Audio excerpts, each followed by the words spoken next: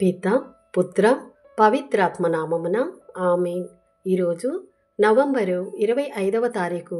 లూకాసు వార్త 21వ అధ్యాయము 5వ వచనము నుండి 11వ వచనం వరకు. కొందరు ప్రజలు ఆలయమును గురించి ప్రస్తావించుచు చక్కని రాళ్లతోనూ దేవునికి అర్పింపబడిన వస్తువులతోనూ ఎంత అందముగా శోభిల్లుచున్నదో చూడుడు అని చెప్పుకొనుచుండిరి. అంతట యేసు వారితో, ఈ కట్టడమును మీరు చూచుచున్నారు కదా, ఇచ్చట రాతిపై రాయి నిలువని కాలము వచ్చును, అంతయు నాశనము చేయబడును అనెను. అప్పుడు వారు, బోధకుడా, ఇవన్నీయు ఎప్పుడు సంభవించును? దానికి సూచన ఏమి అని అడిగిరి.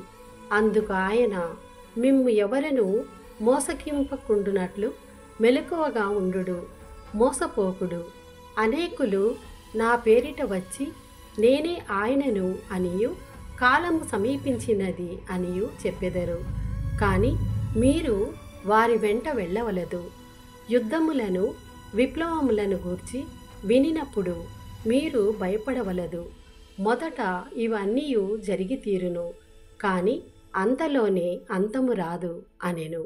ఇంకను ఆయన వారితో ఇట్లనెను, ఒక జాతి మరి ఒక జాతిపై, ఒక రాజ్యము మరి ఒక రాజ్యముపై దాడి చేయును. భయంకర భూకంపములు, పలు చోట్ల కరువులు, తెగుళ్ళు వ్యాపించును.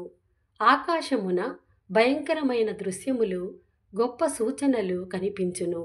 ఇది ప్రభుని వాక్కు. సర్వేశ్వరునికి వందనములు.